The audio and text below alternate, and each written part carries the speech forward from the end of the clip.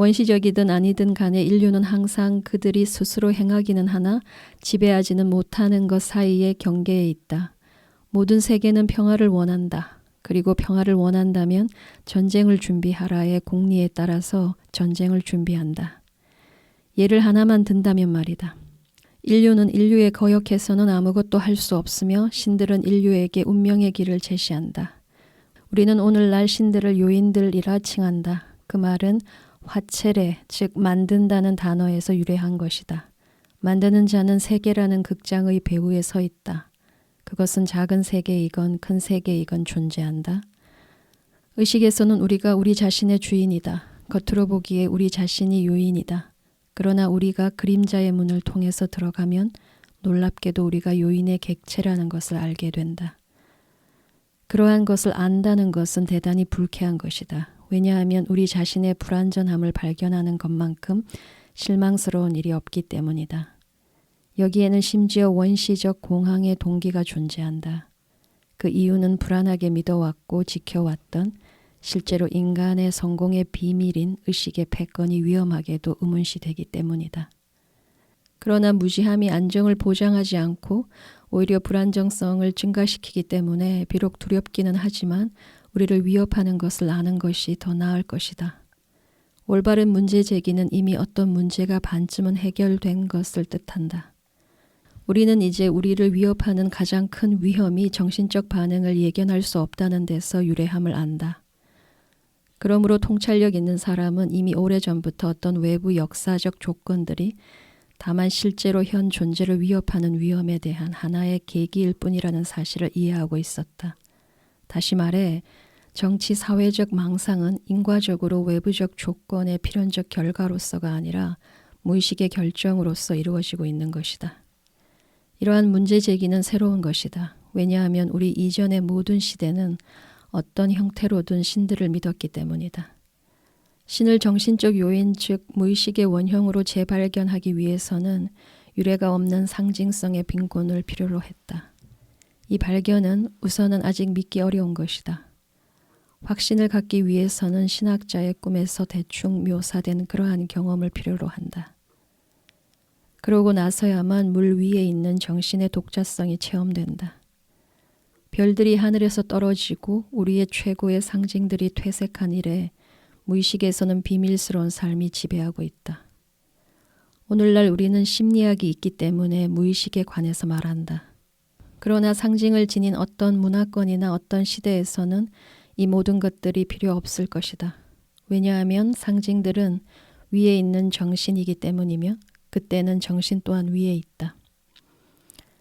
그러므로 그러한 사람들에게는 방해받지 않는 조용한 자연이 지배하는 것 말고는 아무것도 들어있지 않은 무의식을 체험하거나 탐색하는 것은 어리석고 의미 없는 일일 것이다.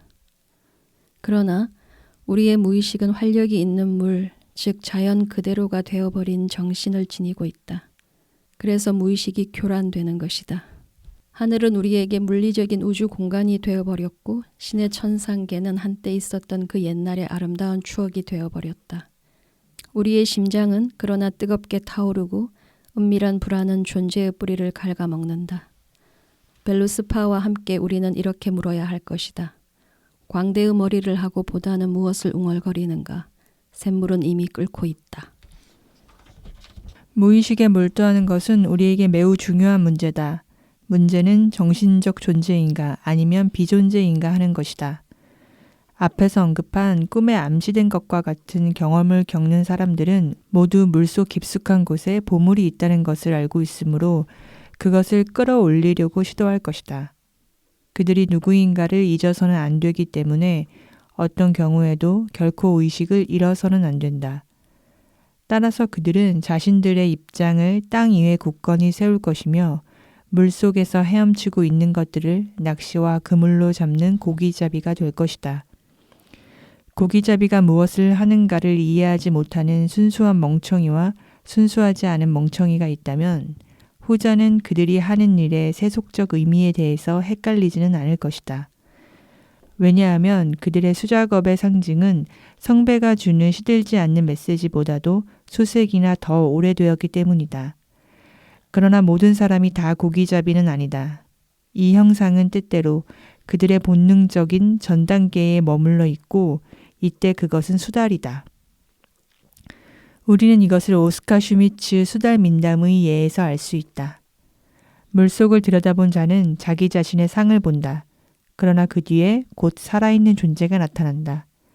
그것은 물고기들, 깊은 물속에 사는 순진한 거주자들, 사람들이 호수를 무시무시하다고 여기지 않는다면 무해한 존재다. 그것은 특별한 종류의 물의 생물이다. 흔히 여성이면서 반은 사람인 인어가 어부의 덫에 걸린다. 인어는 매혹적인 존재다. 반쯤 그녀가 그를 끌어당기자 반쯤 그가 가라앉는다. 그러고는 더 이상 보이지 않는다.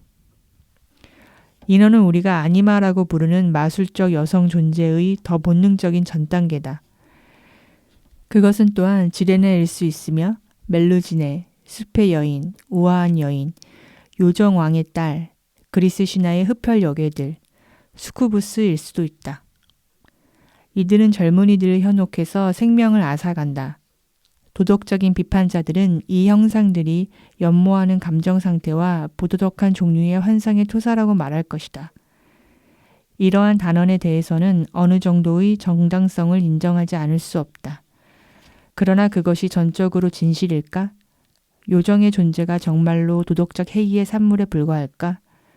이미 오래전에 여명의 인간의식이 아직도 자연에 결합되어 있었던 시대에도 그러한 존재가 있지 않았던가? 도덕적 양심의 문제가 존재하기 훨씬 이전에 이 정령들은 아마도 맨 처음에는 숲, 들, 개울에 있었을 것이다. 게다가 그들은 마찬가지로 두려움의 대상이었으므로 그들의 다소 기이한 성애적인 태도들은 다만 상대적인 특징일 뿐이다. 당시의 의식은 훨씬 더 단순했고 의식이 점유하고 있는 부분은 매우 작았다. 우리가 오늘날 우리 고유의 정신적 본질의 구성 요소라고 느끼는 것 가운데서 무한히 많은 것이 원시인들에게는 곧잘 투사되어 그들을 넓은 들판에서 활발히 돌아다니게 한다. 투사라는 단어는 원래 적합한 말이 아니다. 왜냐하면 마음으로부터 밖으로 던져진 것은 아무것도 없고 오히려 정신은 일련의 함입 활동을 통해 오늘날 우리가 알고 있는 것과 같이 더 복잡하게 되어버린 것이다. 정신의 복잡함은 자연의 탈정신화에 비례하여 심화되어 왔다. 오늘날 성적 환상으로 불리는 섬뜩한 느낌의 우아한 여인은 우리의 심적인 삶을 고통스러울 정도로 복잡하게 만든다. 그것은 인어처럼 우리에게 다가온다. 게다가 그것은 마치 꿈속의 처녀 귀신 수쿠부스와 같고 마녀처럼 다양한 형태로 변신하며 보편적인 원래 정신의 내용에는 당연히 걸맞지 않은 견디기 힘들 정도의 독립성을 보인다. 또는 어떤 악령 현상도 능가할 수 없는 불안 상태를 일으킨다. 그것은 짓궂은 존재고 다양하게 변신하거나 변장하여 우리가 가는 길을 가로지르며 우리에게 온갖 장난을 치고 행복을 주거나 혹은 속임수, 우울이나 황홀, 자제 못하는 감정 등을 불러일으킨다. 이성적 함입의 상태에서도 인어는 그의 장난기 어린 본성을 벗어나지 않는다. 마녀는 사랑과 죽음의 더러운 묘약을 뒤섞는 일을 멈추지 않는다. 그러나 그녀의 마법의 독은 음모와 자기 기만으로 정제되어 비록 보이지는 않으나 그렇다고 그것이 위험하지 않은 것은 아니다. 그러나 우리가 이러한 요정을 아니마라고 부를 용기는 어디에서 유래하는가? 아니마는 시몬을 일컬으며 어떤 매우 경이로운 것, 불멸의 것을 나타낸다. 그러나 늘 그런 것은 아니었다. 이러한 종류의 시몬이 대단한 자발성과 생명력이 있는 무엇인가를 매료하고 사로잡을 목적을 가진 도구마적 관념이라는 것을 잊어서는 안 된다. 제일로라는 독일어 단어는 고투족 언어 사이왈로를 거쳐 움직이는, 형형색색으로 반짝이는 뜻의 그리스어 아이올로스와 가장 유사하다. 즉 그것은 마치 이꽃 저꽃으로 취해서 비틀거리고 옮겨가면서 꿀과 사랑으로 살아가는 나비, 그리스어로는 푸시케와 같다. 영지학적 유형학에서는 안트로포스 푸시키코스, 심리적 인간은 푸네우마티코스, 정신적 인간의 아래에 있다. 또한 영원히 지옥에서 고통받아야만 하는 나쁜 시몬도 있다. 심지어 세례를 받지 않은 신생아의 전혀 죄가 없는 시몬도 최소한 신의 관조를 박탈하고 있다. 원시인들에게 그것은 마술적인 생명의 입김이거나 불길하다. 교회가 정한 성경 밖에서의 주님의 말씀은 적절하게도 다음과 같이 표현하고 있다. 내 가까이 있는 자는 불 가까이에 있느니라. 헤라클레이토스에 따르면 시몬은 가장 높은 단계에서는 불 같으며 메마르다. 왜냐하면 푸시케는 서늘한 입김에 가장 가깝고 푸시케이는 입김을 부는 것을 뜻하고 푸시크로스는 추운 것, 푸시코스는 서늘함을 뜻한다. 혼이 깃든 존재는 살아있는 존재다. 시몬은 인간 속에 살아있는 것이며 그 스스로 살아가는 것, 그리고 삶을 일으키는 것이다. 그러므로 신은 아담이 살도록 그에게 생명의 숨결을 불어넣어 주었다. 시몬은 살고자 하지 않는 물질의 타성을 술수와 유희적 속임수를 써서 생명에 이르도록 유인한다. 그것은 믿기 어려운 일들을 확신시켜서 생명이 살아가도록 한다. 시몬은 관계와 술수로 가득 차 있다. 그로써 인간이 추락해서 지상에 이르러 그곳에 얽혀 머물러 있도록 하며 마치 이브가 낙원에서 금지된 사과의 선의를 아담에게 확신시키지 않을 수 없었던 것처럼 생명이 살아가도록 한다. 시몬의 동요와 현란함이 없다면 인간은 가장 큰 열정인 나태함 속에서 정지 상태에 이르게 될 것이다. 어떤 종류의 이성성은 그것의 옹호자이며 어떤 종류의 도덕성은 그것의 축복을 보태준다. 시몬을 갖는다는 것은 삶의 모험이다. 왜냐하면 시몬은 생명을 주는 데몬이기 때문이다. 데몬은 인간 존재의 위나 아래에서 요괴놀이를 하는데 그렇기 때문에 데몬은 도그마 안에서는 인간으로서 할 수 있는 공적을 훨씬 뛰어넘는 일방적인 징벌이나 축복으로 위협받기도 한다. 하늘과 지옥은 시몬의 운명이지 하늘의 예루살렘에서 오둔하여 어쩔 줄 몰라 하는 벌거벗은 보통 사람의 운명은 아니다. 아니마는 도그마적 시몬이 아니며 철학적 개념인 이성적 아니마도 아니다. 그것은 자연 그대로의 원형이며 모든 무의식의 묘명들, 원시적인 정신, 언어나 종교의 역사에 관한 모든 설명을 만족할 만하게 포괄한다. 아니마는 그 말의 원래 의미를 볼 때 요인이다. 사람이 그것을 만들 수는 없으며 선험적인 기분, 반응, 그리고 선험적 충동이며 그 밖에 무엇이든 정신적 자발성을 부여하는 것이다. 그것은 우리로 하여금 살아있게 만드는 것, 스스로 살아있는 것이다. 즉 의식 뒤에 있는 삶으로서 남김없이 의식에 통합될 수 없는 것이며 오히려 반대로 그 삶에서 의식이 유래하는 것이다. 결국 정신적 삶은 대부분 무의식적으로 모든 면에서 의식을 에워싸고 있기 때문이다. 예를 들어 감각, 지각을 인식하기 위해서 어떤 무의식적 준비가 필요한지를 단 한 번이라도 납득한다면 즉시 이해가 되는 생각이다. 비록 아니마가 무의식적인 정신생활의 총체성에 걸맞은 것처럼 보일지라도 아니마는 많은 원형 중의 하나에 불과하다. 그러므로 아니마가 곧바로 무의식을 특정 짓는 것은 아니다. 그것은 다만 무의식의 한 측면에 불과하다. 그것은 이미 아니마가 여성성이라는 사실에 드러나 있다. 남성에서 자아, 즉 남성적이 아닌 것, 그것은 여성적일 가능성이 매우 크다. 그러므로 비자아는 자아에 속하지 않는 것으로서 자아 밖에 있는 것으로 느껴지기 때문에 아니마상은 보통 여성에게 투사된다. 모든 성에는 대극이 되는 성도 어느 정도 내재되어 있는데 그 이유는 생물학적으로 유일하게 남성성의 선택을 결정짓는 것은 남성의 유전자가 더 많기 때문이다. 남성 속에 있는 더 적은 수의 여성 유전자는 여성적 특성을 형성할 것이지만 이 여성적 특성은 수적 열세 때문에 보통 남성의 무의식에 남아있게 된다. 우리는 아니마 원형과 더불어 신들의 영역, 즉 형 이상학이 남겨놓은 세계로 들어선다. 아니마가 접촉하는 모든 것은 신성한 힘을 얻는다.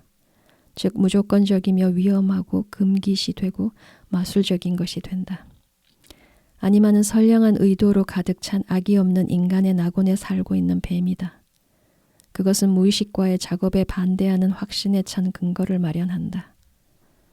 그것이 도덕적 억제를 파괴할 바에야 차라리 무의식에 그냥 두는 편이 나을 법한 힘을 불러일으킨다느니 하면서 아니마는 늘 그렇듯이 여기에서도 아주 부당하기만 한 것은 아니다. 삶 자체가 다만 선하기만 한 것이 아닌 만큼 악하기도 한 것이기 때문이다. 아니마가 삶을 원할 때 그것은 선한 것과 악한 것을 원한다. 요괴의 삶의 영역에서는 선이니 악이니 하는 범주가 없다. 육체적 삶이나 정신적 삶은 흔히 인습적 도덕 없이도 훨씬 더 잘 꾸려가고 건강을 잘 지킬 수 있는 점잖지 못한 점을 가지고 있다. 아니마는 칼론 카가톤, 아름답고 착한 것을 신봉한다. 뒤에 발견된 모든 미학과 도덕의 대극성보다 먼저 있었던 원시적 개념이다. 선이 항상 아름다운 것은 아니며 아름다운 것 또한 반드시 선한 것은 아니라는 점을 분명히 하기 위해 오랜 세월의 기독교적 분화가 필요했다. 이 개념의 결합이 보이는 모순은 원시인들에게서 마찬가지로 고대인에게도 별로 부담을 주지 않았다. 아니마는 보수적이며 피곤할 정도로 오래된 인간 본질을 고수한다. 그러므로 아니마는 역사적 의상을 걸치고 나타나며 특히 그리스나 이집트의 것을 선호한다. 고전주의 작가인 리더 하가드와 피에르 브누아를 이에 비견할 수 있을 것이다. 르네상스의 꿈, 폴리필로의 힘내로토마키아와 괴테의 파우스트 역시 상황에 적절한 낱말을 찾기 위해서 고대 그리스 로마 고전에 깊이 파고들었다.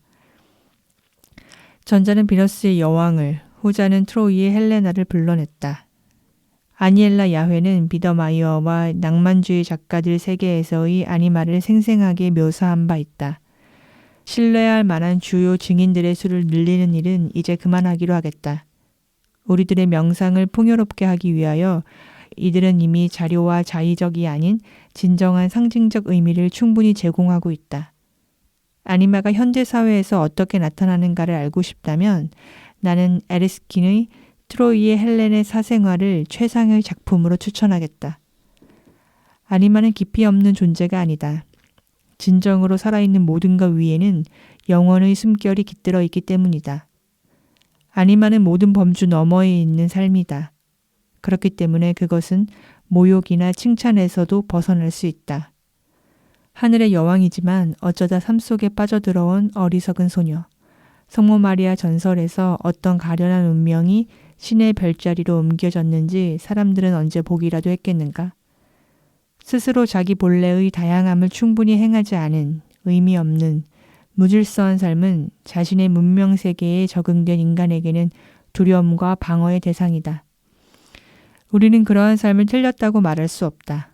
왜냐하면 그것은 모든 무의미와 모든 비극의 어머니이기도 하기 때문이다. 그러므로 태초로부터 이 세상의 인간은 그가 지닌 치유의 동물 본능과 더불어 자기 자신의 시몬과 그것의 마력과 결투를 벌이고 있다. 후자가 분명히 암흑이라면 문제는 간단했을 것이다. 그러나 유감스럽게도 그렇지 않다. 똑같은 아니마가 빛의 천사로서, 즉 영혼의 인도자로서 나타나고 작품 파우스트가 보여주었듯이 최고의 의미로 이끌어줄 수도 있기 때문이다. 그림자와의 대면이 도제의 작품이라면 아니마와의 대면은 장인의 작품이다. 왜냐하면 아니마에 대한 관계는 다시금 남성의 정신적, 도덕적 힘에 대한 담력 시험이자 불의 심판이기 때문이다. 아니마는 대부분 투사를 통해서 정신 영역의 밖에 머물러 있기 때문에 말하자면 단 한 번도 이전에 인간의 소유물이었던 적이 없는 심리적 사상임을 우리는 결코 잊어서는 안 된다. 아들의 아니마는 어머니의 압도적인 위력 속에 숨어 있다. 그것은 흔히 감상적 유대감을 평생 갖도록 하여 남자의 운명을 심각하게 침해하거나 반대로 대담한 행동을 하도록 그의 용기를 고무시켜준다. 고대 그리스 로마인에게 아니마는 여신 또는 마녀로서 나타난다. 이에 반해서 중세의 사람들에게는 여신이 성모 마리아나 어머니인 교회로 대체되었다. 개신교도들의 탈상징화된 세계는 처음에는 불건강한 감상주의를 불러일으켰고 그 다음에는 도덕적인 갈등으로 첨예화했다. 이것은 당연히 니체의 선과 악의 피안으로 유도되었다. 그것도 단지 그의 참을성 없음 때문에 문명화된 중심부에서는 이 상태가 점차 결혼의 불확실성으로 증대되어 나타났다.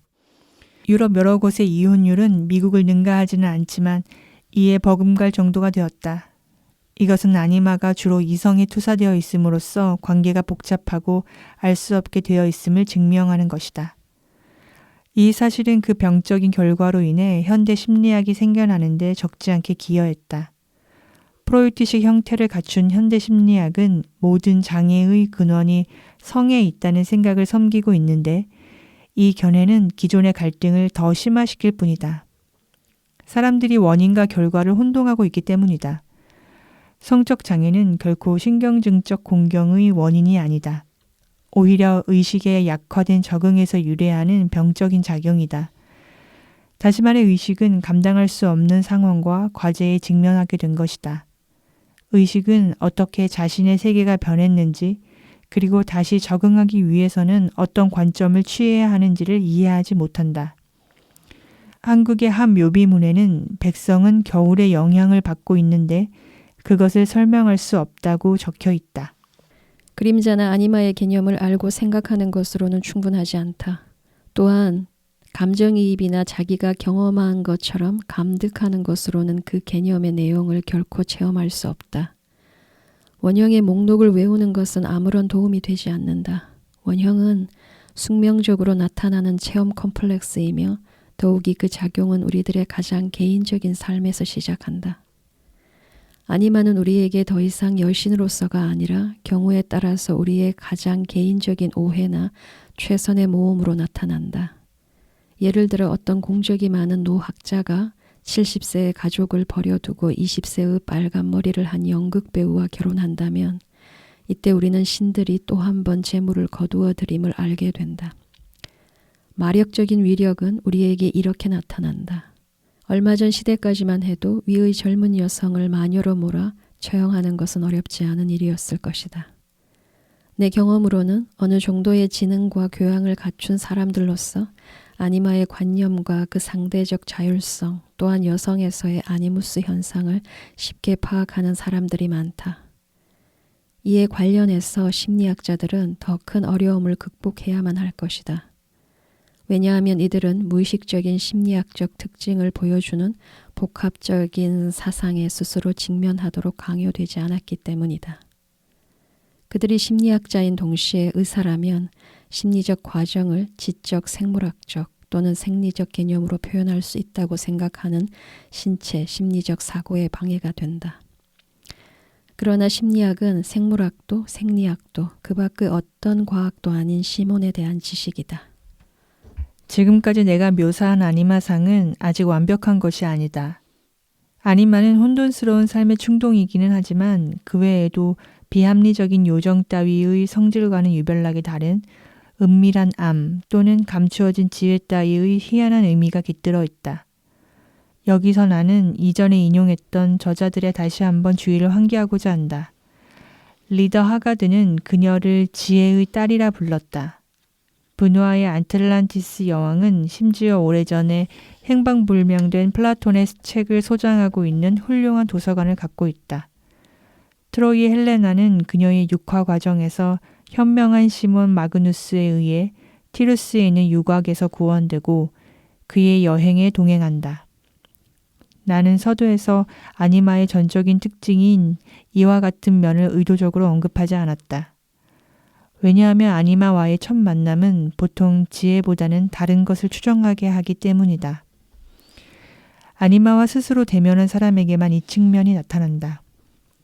이와 같은 어려운 작업을 함으로써 비로소 온갖 인간 숙명의 잔인한 유희 뒤에 어떤 은밀한 의도가 숨어 있음을 점차 알게 된다. 그것은 삶의 법칙에 대한 탁월한 지식에 해당되는 것처럼 보인다. 우선은 예기치 못한 것, 불안한 혼돈이 깊은 의미를 드러낸다. 그리고 그 의미가 인식되면 될수록 아니마는 더욱더 그의 충동적이고 강박적인 특징을 잃게 된다. 차츰 혼돈의 물결에 맞서서 둑이 생겨난다. 왜냐하면 의미 깊은 것이 의미 없는 것과 구분되고 의미와 무의미가 더 이상 동일하지 않다는 통찰을 통해서 즉 의미와 무의미를 떼어놓음으로써 혼돈의 힘은 약화되고 의미는 의미의 힘을, 무의미는 무의미의 힘을 갖추게 된다. 그로써 새로운 우주가 태어난다. 이것은 의료심리학이 새로운 것을 발견하였음을 뜻한다기보다는 삶의 경험이 충만함에서 아버지가 아들에게 전해주는 저 가르침이 나온다는 태고의 진리를 뜻하는 것이다. 현명함과 어리석음은 요정의 존재에게는 하나이며 같은 것으로 나타날 뿐만 아니라 아니마를 통해 묘사되는 한 그것들은 하나이자 같은 것이다. 삶은 어리석으며 동시에 의미 깊다. 그리고 이것에 관해 웃지 않고 또 저것에 관해 궁리하지 않는다면 삶은 진부하고 모든 것은 아주 작은 규모를 갖게 된다. 다만 작은 의미와 작은 무의미만 있게 된다. 근본적으로 그 어떤 것도 무엇을 의미하지는 않는다. 왜냐하면 생각하는 인간이 없을 때에는 이 현상을 해석하는 사람이 아무도 없기 때문이다. 단지 이해하지 못하는 자에게만 해석되어야 한다. 이해할 수 없는 것만이 의미를 갖는다. 인간은 그가 이해하지 못한 세계에서 깨어났기 때문에 그것을 해석하고자 시도한다. 따라서 아니마와 삶은 해석을 제공하지 않는 한 의미가 없다. 그런데 아니마와 삶은 해석될 수 있는 본체를 갖고 있다. 왜냐하면 모든 혼돈 속에 질서가 있으며 모든 무질서에는 은밀한 질서가, 모든 자의성에는 항구적 법칙이 있기 때문이며 작용하는 모든 것은 대극의 바탕을 두고 있기 때문이다. 이것을 인식하기 위해서는 모든 것을 이율배반적 판단으로 해결하는 인간의 오성이 필요하다. 인간 오성이 아니마와 대면하면 아니마의 혼돈스런 자의성이 은밀한 질서를 예감할 수 있는 계기를 마련해 준다.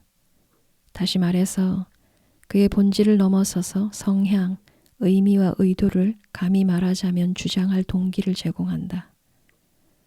그러나 그것은 진리에 일치하는 것이 아닐 수 있다.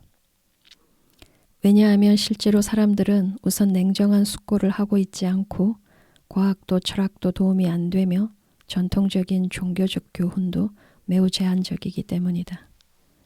사람들은 목적 없는 체험에 말려들어 혼란스러워한다. 모든 범주를 동원한 그의 판단은 무력한 것으로 드러난다. 인간은 해석에 실패하고 만다. 왜냐하면 관습적인 의미 부여에는 어울리지 않는 소란스런 삶의 상황이 생겨났기 때문이다. 그것은 붕괴의 순간이다. 아필레이우스가 자살과 같은 이라고 정확하게 말한 것처럼 사람들은 최후의 심연으로 가라앉는다. 그것은 인위적으로 의도된 것이 아니라 저절로 강요된 스스로의 능력 포기다. 그것은 도덕적으로 요란하게 꾸며진 자발적 굴종이나 비하가 아니고 타락의 공황적 불안으로 대미를 장식한 전적으로 명백한 패배다. 모든 버팀목과 목발이 부러지고 어느 곳에서도 최소한의 안전 대책이 그 방어를 약속하지 않을 때 비로소 지금까지 깊은 의미가 있는 아니마의 무의식성에 감추어져 유지되어 왔던 원형 체험회로의 가능성이 주어진다.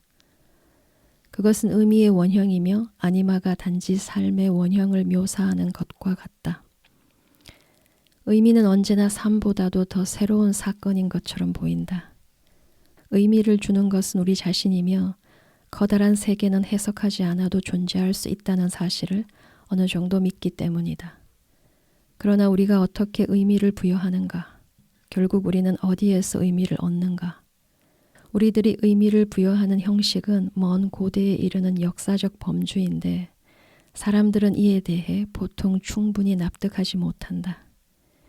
의미 부여는 어느 정도 언어의 기본 토대를 이용하는데 이것은 다시금 원초적 상에서 유래하는 것이다. 우리는 어디에서건 이 문제에 착수할 수 있는데 도처에서 항상 원시적인 기적의 세계로 즉각 귀착되는 언어나 주제의 역사를 만난다. 이념이라는 단어를 예로 들어보자. 그것은 플라톤의 에이도스 개념으로 거슬러 올라간다. 그리고 영원한 이데아는 하늘 위의 장소에 초월적인 영원한 형식으로 보존되어 있는 원상들이다. 예언자의 눈은 그것을 상상한 것들과 귀신들 또는 꿈의 상 그리고 계시된 환영의 상임을 알아차린다. 혹은 물리적 사건을 해석하는 에너지의 개념을 들어보자. 과거의 그와 같은 것은 비밀에 가득 찬 연금술사의 불이며 물질에 내재되어 있는 열기였다. 이것은 두루 퍼져 있는 살아있는 힘, 보통 만화로서 표시되는 성장력과 마술적인 치유력에 대한 원시인들의 견해와 매우 가까운 스토아 학파의 원열 또는 헤라클레이토스의 피르아웨이 조온, 영원히 살아있는 불과 같은 것이다. 나는 신뢰를 필요 이상으로 많이 들지는 않겠다. 그것은 역사적인 전제 조건을 가지고 있지 않은 본질이며 어떤 하나의 이념이나 견해는 없다는 것을 아는 것으로 충분하다. 결국 모든 것에는 원형적인 원초적 형식이 기초를 이루고 있으며 그것이 구체적으로 명백해진 것은 의식이 아직 생각하지는 않았고 지각했던 세대에 생겨난 것이다. 사고는 내면 지각의 대상이었으며 생각한 것이 아니고 현상으로 느껴지는, 소위 보고 듣게 되는 것이었다. 사고는 본질적으로 계시이고 발명된 것이 아니고 강요된 것이며 그것의 직접적인 사실성에 의해 확신을 갖게 된 것이었다. 사고는 원시적 자아의식에 선행하며 원시적 자아의식은 사고의 주체라기보다는 객체다. 그러나 우리 역시 의식성의 마지막 정점에 아직 오르지 못했다. 그러므로 마찬가지로 우리도 선재하는 사고를 갖고 있다. 물론 우리가 전통적 상징에 의해 지지되는 한, 즉 꿈의 언어로 표현되어 아버지나 왕이 죽지 않는 한 선재의 사고를 우리는 알지 못한다. 무의식이 어떻게 생각하고 해결을 준비하는가를 다음의 예에서 보여주고자 한다. 개인적으로는 내가 잘 모르는 한 젊은 신학생이 자신의 종교적 신념에 어려움을 갖고 있었는데 이 시기에 다음과 같은 꿈을 꾸었다. 그는 아주 검은 옷을 입은 아름다운 노인 앞에 서 있었다. 그 남자가 흰 마법사임을 그는 알고 있었다. 마법사는 그에게 비교적 긴 말을 했으나 그는 그 말을 기억할 수 없었다. 그는 결론만을 기억했다. 그래서 우리는 이를 위해 검은 마법사의 도움이 필요합니다. 이 순간 문이 열리고 마법사와 비슷한 노인이 들어왔다. 그 노인은 흰 옷을 입고 있었다. 검은 마법사는 흰 마법사에게 나는 당신의 충고가 필요합니다 라고 말했다. 그러면서 검은 마법사가 꿈을 꾸고 있는 그에게 의문스러운 곁눈질을 하자 흰 마법사는 마음 놓고 말하세요. 그는 죄 없는 사람입니다 라고 말했다.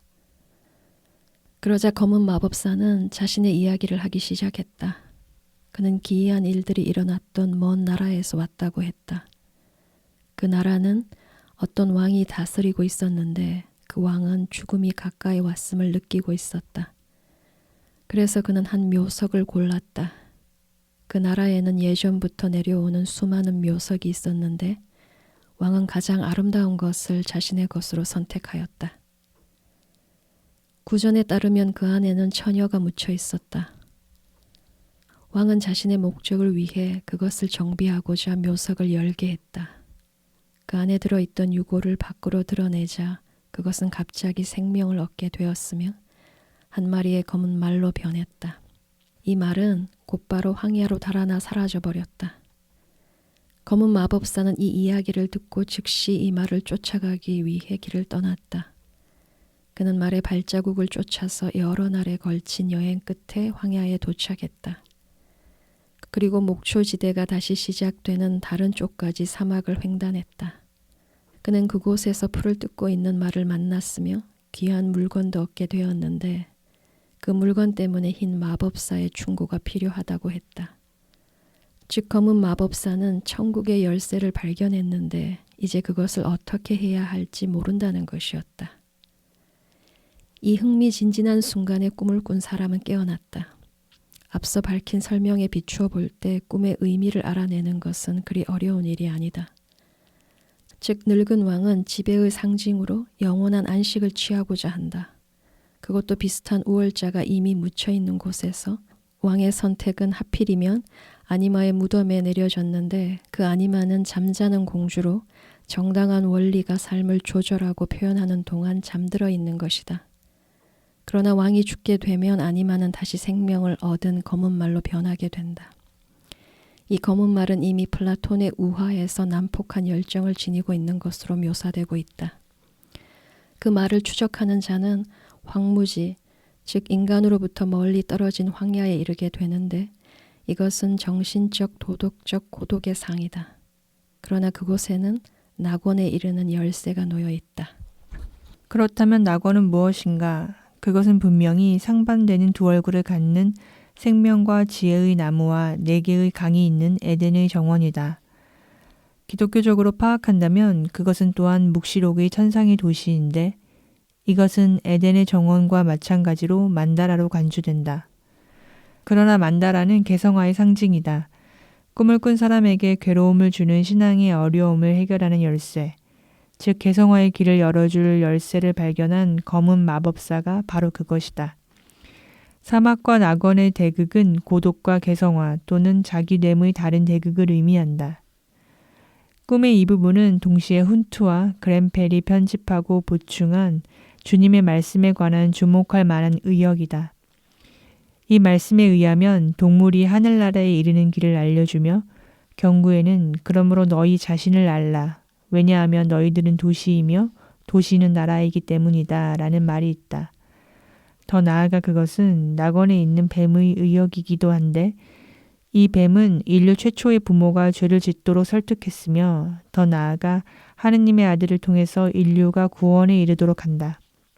알다시피 이 인과관계는 뱀을 숭배하여 소테르와 동일화하는 동기를 제공했다. 검은 말과 검은 마법사는 말하자면 악과 같은 요소다. 그러나 그것의 선에 대한 상관성은 옷을 바꾸어 입은 것에서 암시된다. 그 두 마법사는 우월한 장인이자 스승인 노인의 두 측면이고 이전부터 존재해온 혼돈의 삶에 감추어진 의미를 나타내는 정신 원형의 두 측면이다. 그 가이스트는 기이하게도 동정녀, 어머니인 시몬의 아버지이다. 그러므로 연금술사는 그를 어머니의 태초의 아들이라고 불렀다. 검은 마법사와 검은 말은 이전에 설명한 꿈에서 말한 어둠으로의 하강에 해당된다. 젊은 신학도에게 얼마나 감당하기 힘든 어려운 교훈이겠는가. 다행히도 그는 꿈에서 모든 예언자의 아버지가 그에게 말을 했고 커다란 비밀을 손에 잡힐 듯 가까이 놓아 주었다는 것을 전혀 눈치채지 못했다. 아마도 사람들은 그러한 사건들이 얼마나 부당한 일인가 하고 의아해할지도 모른다. 왜 이러한 낭비를 하는 것일까? 이에 대해 나는 이 꿈이 장기적으로 보았을 때 그 학생에게 어떤 영향을 주는지 알 수 없음을 말하지 않을 수 없다. 또한 적어도 이 꿈이 나에게는 매우 많은 것을 시사해 주었음을 강조해야겠다. 꿈을 꾼 사람이 비록 그 꿈을 이해하지 못한다고 해도 그 꿈이 무의미한 것은 아니다. 이 꿈에 나타난 장애는 추측컨대 기독교의 시몬에서 아직까지도 해결되지 않은 도덕적 갈등에 대한 응답으로 선과 악의 공동 기능을 보여주려고 한 것 같다. 대극의 고유한 상대화를 이룸으로써 동양의 이념, 힌두 철학의 니르드 반드바, 즉 갈등을 화해시키는 해결 가능성으로 보이는 대극으로부터의 해방에 어느 정도 가까워지는 것이다. 선과 악에 관한 동양의 상대성이 얼마나 조심스럽고 의미 깊은 것인가를 인도의 현무는 다음과 같이 보여주고 있다. 누가 완성에 이르는데 더 긴 시간을 필요로 합니까? 신을 사랑하는 사람입니까? 신을 증오하는 사람입니까? 이에 대한 대답은 다음과 같다. 신을 사랑하는 사람은 완성에 이르기 위해 7번의 윤회를, 신을 증오하는 사람은 다만 3번의 윤회만을 필요로 합니다. 왜냐하면 신을 증오하는 사람은 신을 사랑하는 사람보다 신에 대해 더 많이 생각하기 때문입니다. 대극으로부터의 해방은 우리들의 기독교적 감각에 반대되는 대극의 기능적 등가치를 전제로 한다. 우리들의 꿈의 직례가 보여주는 바와 같이 도덕적 대극의 정돈된 협력은 노자 철학이 가장 잘 보여주는 것처럼 동양인에 의해 자연스럽게 인정된 자연의 진리다. 기독교의 전통에서도 이 관점에 근접하는 몇 개의 설명들이 있다. 기억나는 것은 예컨대 불성실한 집사에 대한 우화다. 우리의 꿈은 이런 점에서 무의식의 뚜렷한 특성으로서 대극의 상대화 경향을 나타내는 둘도 없는 유일한 정본 따위를 나타내고 있지는 않다. 그러나 바로 부언해서 말해야 할 것은 이런 꿈은 도덕적 민감성이 첨예화된 경우에만 해당된다는 것이다. 다른 경우에는 무의식이 가차없이 대극의 불이칠성을 제시할 수도 있다. 일반적으로 무의식은 의식의 태도에 대해 상대적인 견해를 갖는다. 그러므로 우리의 꿈은 개신교의 특색을 띤 신학적 의식 특유의 확신과 회의를 전제로 한다고 말할 수 있다. 그것은 이 꿈의 진술이 특정 문제 영역에 제한됨을 의미한다. 그러나 타당성의 이와 같은 삭감에도 불구하고 꿈은 자신의 관점의 우월성을 과시한다. 그러므로 꿈의 의미는 모든 점에서 꿈을 꾼 사람의 의식에 비해 훨씬 우월한 지혜로운 마법사의 의견과 목소리로 적절하게 표현된다. 마법사는 바로 원시사회의 메디슨맨의 기원을 둔 노현자와 같은 뜻의 말이다. 그는 아니마와 마찬가지로 단순한 삶의 혼란스러운 어둠을 의미의 빛으로 뚫고 들어가는 불멸의 데몬이다. 그는 깨우친 자이자 스승이고 장인이며 영혼의 인도자인데 그것의 인격화 자체는 잔치상의 파괴자인 니체 자신도 피해갈 수 없었다. 비록 그가 거의 호메로스 시대의 우월한 정신, 자라투스트라로의 그의 화신을 자기 자신의 디오니소스적 깨우침과 환희의 전달자이며 선도자로서 물러내긴 했지만 말이다. 그에게 신은 죽었다. 그러나 지혜의 데몬은 그에게는 소위 생생한 제2의 존재가 되었다. 그는 말한다. 거기 갑자기 여자친구여 하나가 둘이 되었네. 그리고 자라투스트라는 내 곁을 지나갔다. 니체에게 자라투스트라는 시적 인물 이상의 것으로 그의 의도하지 않은 신앙 고백인 것이다. 그 역시 신을 저버린 탈기독교적 삶의 어둠 속에서 길을 잃었고 그렇기 때문에 그의 시몬을 구원하는 원천으로서 계시된 자, 깨달은 자가 그에게 다가온 것이다. 자라투스트라의 성직자적 언어가 여기서 유래한다. 그것이 원형의 스타일이기 때문이다. 현대인은 이 원형의 체험에서 인간이 그 대상이며 자율적으로 활동하는 태고적 방식의 사고를 경험한다. 헤르메스 트리스메기스토스 또는 비술적 문학의 토트, 포이만드레스, 오르페우스와 이에 밀접하게 관련된 헤르마스의 포이멘은 같은 경험의 다른 공식화인 것이다.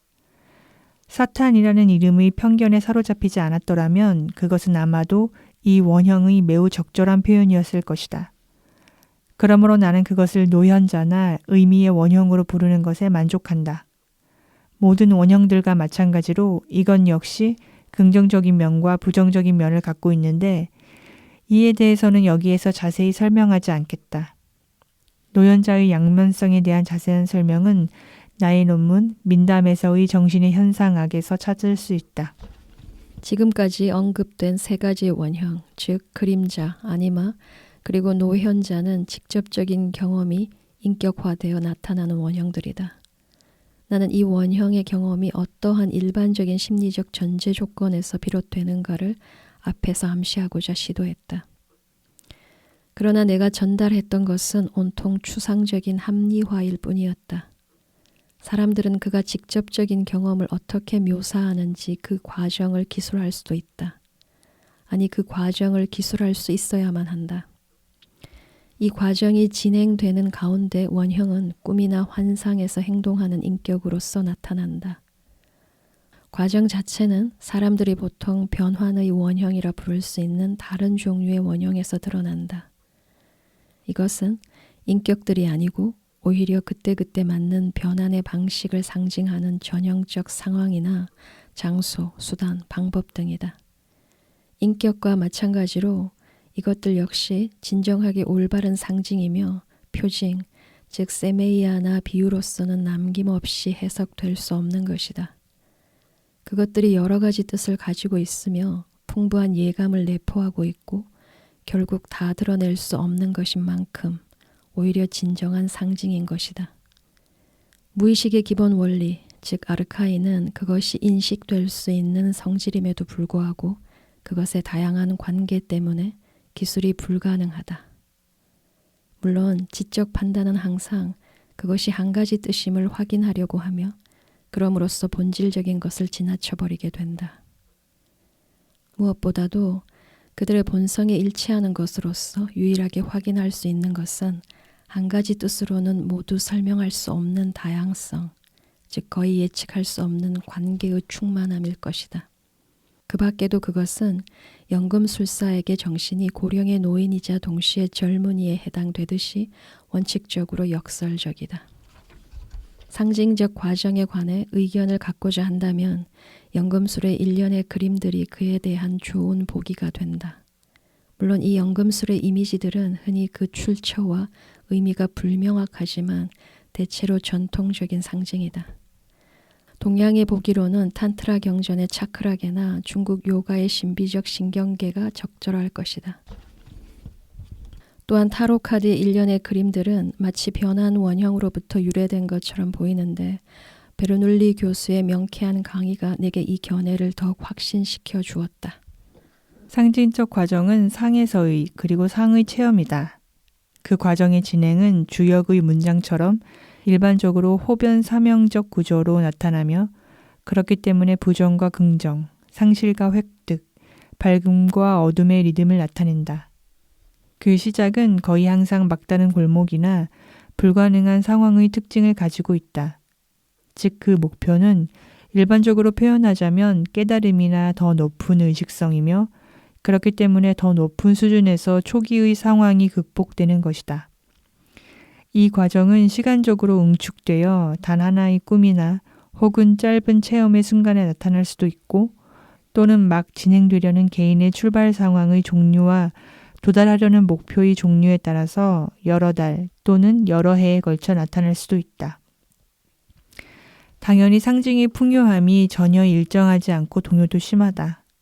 우선 모든 것이 상 안에서, 즉 상징적으로 체험됨에도 불구하고 결코 표면상의 위험이 문제되는 것이 아니고 진정한 위험이 문제되며 경우에 따라서는 운명을 좌우한다.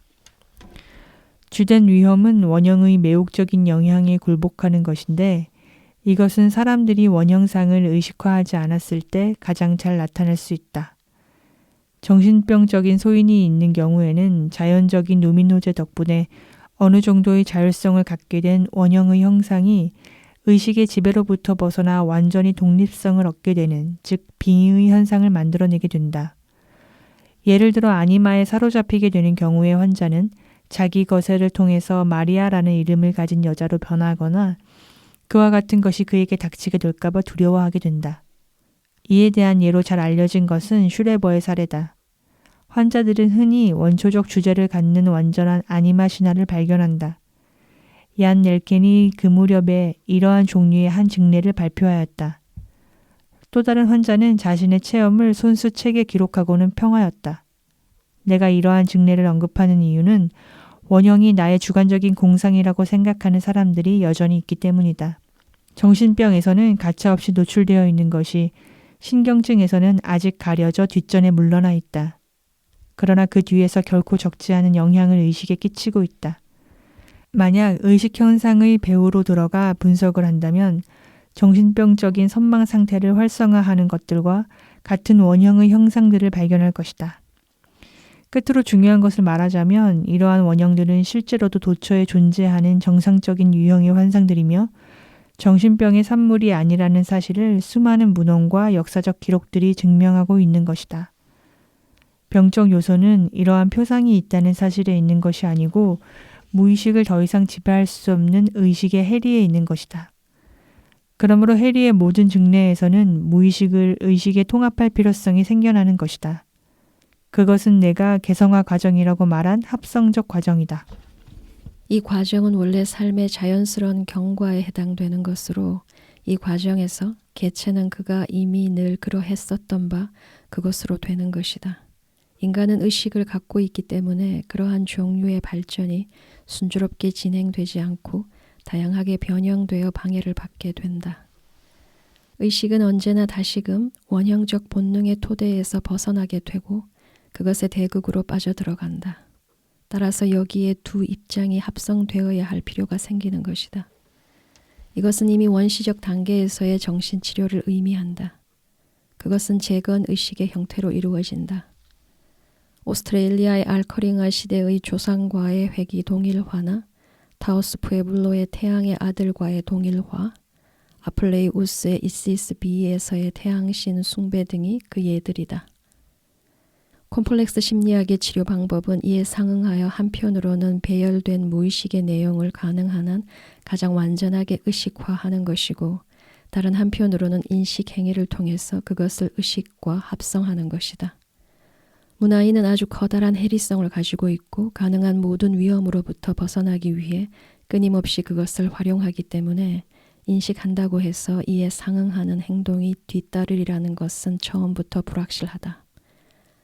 반대로 사람들은 인식을 해도 별다른 영향이 없을 수도 있다는 것을 염두에 두어야 하고, 그렇기 때문에 인식의 의미에 어울리는 사용을 촉구해야만 한다.